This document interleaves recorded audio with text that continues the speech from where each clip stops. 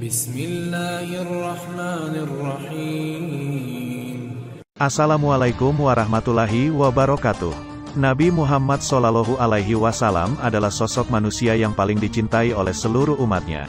Namun tidak hanya di kalangan umatnya saja, keluarga dan para sahabatnya pun sangat mencintai beliau. Sebagai sahabat yang hidup sezaman dengan Nabi dan menjalani hari-hari bersama Nabi, tentunya sifat dan karakter seorang sahabat Nabi pun tidaklah jauh berbeda dengan akhlak mulia Nabi itu sendiri. Meneladani sosok para sahabat Nabi pastilah sangat baik karena mereka juga dikenal mempunyai suri tauladan yang baik dan patut dicontoh bagi generasi berikutnya terutama umat muslim. Sebenarnya masih ada banyak lagi sosok sahabat Nabi yang memiliki kepribadian dan akhlak yang baik yang dapat dijadikan contoh bagi generasi umat muslim di masa kini dan mendatang, supaya turut memberikan dampak positif dan menginspirasi umat manusia di seluruh dunia dalam menjalankan kebaikan. Abu Talha al-Ansari adalah Zaid bin Sahal bin al-Aswad bin Haram bin Amr bin Malik bin An-Najjar al-Ansari al-Hazraji. Tapi ia lebih masyhur dengan kunyahnya Abu Talha. Ibunya adalah Ubadah binti Malik bin Adi bin Zaid. Abu Talha adalah salah seorang sahabat yang turut serta dalam perang Badar. Abu Talha memeluk Islam dengan perantara Ummu Sulaim, karena ia ingin melamar ibu Anas bin Malik yang telah menjanda itu. Saat datang melamar, Ummu Sulaim berkata padanya, "Sungguh aku tertarik padamu. Orang seperti Anda tak pantas untuk ditolak.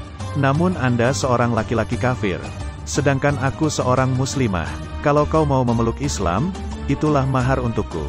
Aku tak meminta selain itu."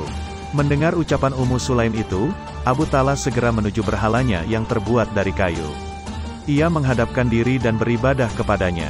Dalam kondisi itu, Ummu Sulaim berkata padanya, "Abu Talha, bukankah kau tahu Tuhan yang kau sembah selain Allah itu tumbuh dari tanah?" "Iya," jawab Abu Talha. Ummu Sulaim melanjutkan, "Tidakkah kau malu kalau kau itu menyembah potongan pohon? Sebagian dari pohon itu kau jadikan Tuhan, sementara sebagian yang lain kau jadikan alat untuk mengaduk adonan roti." Abu Talha berkata, "Siapa yang mau mengajariku tentang Islam, aku yang akan memandumu bagaimana cara masuk agama Islam. Yaitu engkau bersaksi bahwasanya tidak ada sembahan yang benar kecuali Allah, dan Muhammad adalah utusan Allah. Lalu pergilah ke rumahmu, hancurkan berhalamu, kemudian buang," kata Ummu Sulaim. Abu Talha melakukan apa yang diajarkan padanya. Kemudian ia menikahi Ummu Sulaim. Tentang pernikahan ini, kaum muslimin mengatakan, "Kami sama sekali tak pernah mendengar mahar yang lebih mulia dari maharnya Ummu Sulaim." Ia menjadikan maharnya keislaman suaminya. Sejak saat itu, ia pun menjadi orang yang sangat mencintai Rasulullah Shallallahu Alaihi Wasallam. Mendengarkan ucapannya, dan tidak pernah berpaling dari tuntunannya. Abu Talha adalah salah seorang sahabat yang terkenal pemberani, ahli panah di masa jahiliyah dan Islam.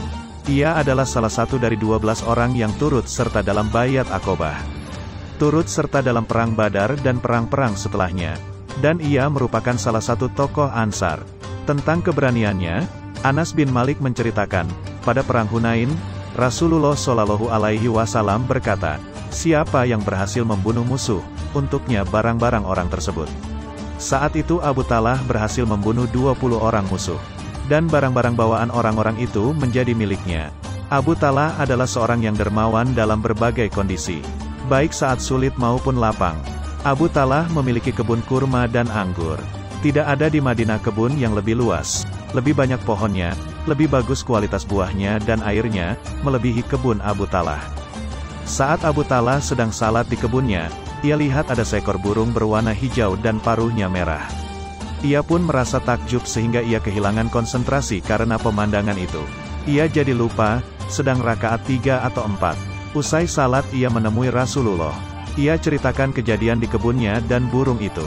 Lalu berkata, "Wahai Rasulullah, aku bersaksi ku persembahkan kebun ini sebagai sedekah di jalan Allah. Gunakanlah kebun itu sesuai apa yang Allah dan Rasulnya cintai." Dalam Sahih dari Anas bin Malik, tak kala turun firman Allah, "Kamu sekali-kali tidak sampai kepada kebajikan yang sempurna sebelum kamu menafkahkan sebahagian harta yang kamu cintai." Quran Surah Ali Imran 92. Abu Talha berkata kepada Rasulullah, "Sesungguhnya hartaku yang paling aku cintai adalah Baihara, nama kebun. Dan ku persembahkan ia sebagai sedekah. Aku berharap kebaikannya dan simpanan di akhirat." Nabi Shallallahu Alaihi Wasallam bersabda, ini benar-benar harta yang menguntungkan. Abu Talhah mengisi hari-hari dalam kehidupannya dengan banyak pausa. Dalam riwayat Al-Bukhari dari Ishaq bin Abdullah bin Abu Talhah, Abdullah mendengar Anas bin Malik menceritakan, Abu Talhah berkata pada Ummu Sulaim, aku mendengar suara Rasulullah yang begitu lirih. Aku tahu beliau lapar. Apakah kau punya sesuatu? Istrinya berkata, iya. Lalu ku keluarkan sejumlah gandum, dan kuambil penutup dari kain untuk menutupi roti, dan menyelipkan sebagiannya di bawah tanganku. Suamiku menyuruhku menemui Rasulullah. Aku pun pergi. Ternyata Rasulullah sedang di masjid bersama orang-orang. Aku pun berdiri di hadapan mereka. Rasulullah berkata padaku, Abu Talhah yang menyuruhmu ke sini? Iya, jawabku. Beliau berkata lagi, membawa makanan? Iya, jawabku lagi. Rasulullah berkata kepada orang-orang yang bersamanya, berdirilah. Mereka semua pun berangkat bersamaku. Sesampainya di rumah, kukabarkan kepada Abu Talhah apa yang terjadi. Abu Talhah berkata, Ummu Sulaim, Rasulullah datang bersama banyak orang, padahal kita tidak memiliki makanan yang cukup untuk mereka. Ummu Sulaim berkata, Allah dan Rasulnya yang lebih tahu. Abu Talhah pun menyambut kedatangan Rasulullah. Rasulullah berkata, Ummu Sulaim, apa yang kau punya? Kuhidangkan roti dan lainnya. Kemudian Rasulullah berkata mengenai makanan itu apapun yang dikehendaki Allah untuk beliau makan. Lalu beliau perintahkan, izinkan 10 orang untuk makan. Mereka pun diberi izin. Lalu mereka makan hingga kenyang dan keluar dari rumah. Beliau berkata lagi, izinkan 10 orang lagi. Lalu mereka makan hingga kenyang dan keluar dari rumah. Beliau berkata lagi, izinkan 10 orang lagi. Lalu mereka makan hingga kenyang dan keluar dari rumah. Beliau berkata lagi, izinkan 10 orang lagi. Semua orang pun makan hingga kenyang. Jumlah mereka 80 orang. Peristiwa lain yang menceritakan tentang kebersamaan Rasulullah dengan Abu Talhah adalah sebuah hadits yang diriwayatkan Imam Muslim. Dari jalur Ibnu Sirin dari Anas bin Malik, bahwasanya saat Nabi mencukur rambutnya, dalam haji, di Mina, beliau bagi menjadi 2 bagian. Cukuran rambut yang bagian kanan beliau bagi-bagikan kepada para sahabat. Ada yang kebagian 1 rambut, ada yang 2 helai rambut. Sementara yang bagian kiri beliau serahkan kepada Abu Talhah semuanya. Peristiwa lainnya adalah saat Perang Uhud. Di Perang Uhud, barisan kaum muslimin tercerai-berai. Pertahanan mereka hancur lebur, hingga posisi Rasulullah begitu terbuka. Orang-orang musyrikin segera mengepung Nabi dari segala sisi. Sampai gigi seri beliau patah. Dahi beliau mengucurkan darah, bibir beliau terluka, hingga darah mengalir di wajah beliau. Dalam kondisi itu, Abu Talhah segera berdiri di hadapan Rasulullah, menjadi benteng beliau. Abu Talhah melesatkan panah-panahnya mengarah kepada orang-orang musyrik satu persatu. Ia senantiasa melakukan hal itu, hingga 3 busurnya patah. Dan ia berhasil membunuh banyak orang musyrik. Dari Anas bin Malik berkata, Abu Talhah berada di depan Rasulullah di dalam perang. Sambil berkata, diriku ini menjadi tebusan untukmu, wajahku adalah tameng wajahmu. Kemudian ia tebarkan anak panahnya. Nabi berkata, sungguh suara Abu Talhah dalam pasukan lebih baik dari 100 orang. Diriwayatkan Humaid dari Anas, ia berkata, Abu Talhah berada di depan Rasulullah. Saat itu, Rasulullah menongolkan kepalanya dari belakang Abu Talhah untuk melihat bidikan panah. Abu Talhah angkat dadanya agar posisinya lebih tinggi dapat melindungi Rasulullah. Ia berkata, leherku jadi tameng untuk lehermu, Rasulullah. Sabar atas musibah. Ummu Sulaim berkata, jangan kalian kabarkan Abu Talhah tentang berita ini. Aku saja yang memberitahunya. Anak yang meninggal tentu bukanlah masalah ringan. Sadar akan hal itu, Ummu Sulaim membuat rencana.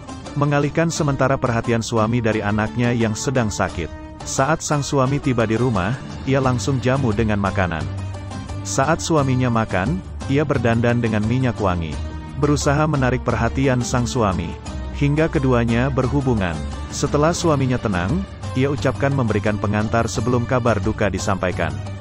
Ia berikan contoh, sebuah pendekatan yang menunjukkan kecerdasannya. Wahai Abu Talhah, sesungguhnya keluar Fulan meminjam sesuatu dari keluarga Fulan. Lalu yang meminjamkan mengutus orang untuk meminta barang tersebut. Mereka malah menolak untuk mengembalikannya. Abu Talhah berkata, mereka tak boleh berbuat seperti itu. Barang pinjaman harus dikembalikan kepada yang punya. Ummu Sulaim menimpali, sesungguhnya anakmu adalah pinjaman dari Allah. Dan Allah telah mengambilnya. Abu Talhah mengucapkan kalimat istirja. Nabi dikabari tentang hal tersebut. Beliau mendoakan, semoga Allah memberkahi malam keduanya. Meriwayatkan hadits, pada suatu hari datang dan di wajah beliau terlihat kegembiraan. Kami berkata, kami lihat ada gurat kegembiraan di wajah Anda. Beliau berkata, sungguh malaikat datang padaku. Ia berkata, wahai Muhammad, sesungguhnya Rabbmu berfirman, tidakkah kau rida untuk setiap orang yang bersalawat padamu kebalas dengan 10 kali solawat dariku untuknya? Dan tidaklah seseorang mengucapkan salam kepadamu, melainkan aku akan mengucapkan 10 kali salam untuknya. Al-Ahkan Es-Sugra. Hadits ini menjelaskan tentang agungnya kedudukan Nabi Shallallahu Alaihi Wasallam dan umatnya di sisi Allah. Dia berikan untuk umat Nabi Muhammad pahala yang berlipat ketika mereka melakukan satu amalan. Bagi mereka yang bersalawat dan salam kepada Rasulullah, Allah akan memberikan pujian dan penjagaan untuk mereka. Dan Nabi Shallallahu Alaihi Wasallam pun rida dan gembira dengan hal ini. Dan ini juga menunjukkan keutamaan solawat dan salam kepada Nabi. Dari Ubaidullah bin Abdullah, ia pernah menjenguk Abu Talhah Al-Ansari. Ia lihat di dalam rumah telah ada Sahal bin Hunayf. Kemudian Abu Talhah memerintahkan seseorang untuk menarik permadani kulit yang ada di bawahnya. Sahal bertanya padanya, kenapa harus ditarik? Abu Talhah menjawab, karena ada gambar makhluk hidupnya. Sementara Rasulullah Shallallahu Alaihi Wasallam telah bersabda dalam masalah ini sebagaimana yang kau tahu. Sahal berkata, bukankah beliau mengatakan kecuali gambar yang ada di kain? Abu Talhah menjawab, benar, namun kulakukan ini karena lebih membuat hatiku nyaman. Hadis riwayat An-Nasai. Dari Abu Halha Zaid bin Sahal, ia berkata, kami duduk-duduk di halaman rumah sambil bercakap-cakap. Lalu Rasulullah Shallallahu Alaihi Wasallam datang. Beliau menghampiri kami. Beliau berkata, kenapa kalian duduk-duduk di jalanan? Jauhilah berkumpul di jalanan. Kami berkata, kami hanya duduk-duduk saja. Kami duduk untuk bertukar pikiran dan bercakap-cakap. Beliau bersabda, jika kalian tidak bisa meninggalkannya, maka berikanlah hak jalan, menundukkan pandangan, menjawab salam, dan berbicara yang baik. Hadis riwayat Muslim. Hadits ini menjelaskan tentang adab bagi mereka yang duduk-duduk di tempat orang lewat. Mereka harus menunaikan hak jalan. Apa itu hak jalan? Hak jalan itu menundukkan pandangan, menjawab salam, dan berbicara yang baik. Karena di tempat orang lewat atau nongkrong seseorang akan melihat wanita yang lewat. Sehingga perlu menundukkan pandangan. Ada orang yang lewat dan mengucapkan salam. Mereka harus menjawabnya, dan kadang-kadang obrolan itu kemana-mana. Bahkan tidak terkontrol. Oleh karena itu, Nabi pesankan agar orang yang nongkrong untuk ngobrol tetap perhatian dengan ucapan mereka. Jangan gibah, berkata kotor, dan lain-lain. Ucapkanlah ucapan yang baik. Dari As-Zuhri, dari Abdullah bin Abdullah. Ia mendengar Ibnu Abbas radhiyallahu anhuma berkata, aku mendengar Abu Talhah berkata, aku mendengar Rasulullah bersabda, malaikat tidak akan masuk ke dalam rumah yang di dalamnya ada anjing dan gambar-gambar makhluk hidup.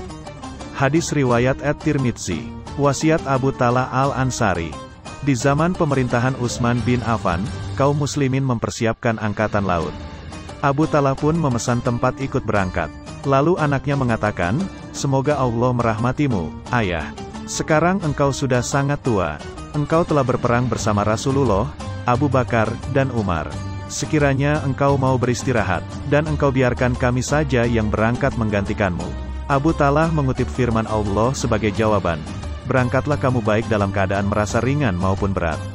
Quran Surah At-Taubah 41. Kita berangkat bersama tua maupun muda. Ia menolak untuk tidak turut serta. Wafatnya Abu Talhah Al-Ansari. Sejarawan berbeda pendapat tentang kapan wafatnya Abu Talhah. Al-Waqidi berpendapat bahwa Abu Talhah wafat tahun 34 Hijriah. Utsman bin Affan menjadi imam salat jenazahnya. Ada juga yang berpendapat Abu Talhah wafat 32 Hijriah. Dan masih ada pendapat-pendapat lainnya tentang tahun wafatnya beliau. Terima kasih yang sudah menonton video-video kami. Semoga dapat terhibur dan menambah wawasan kalian.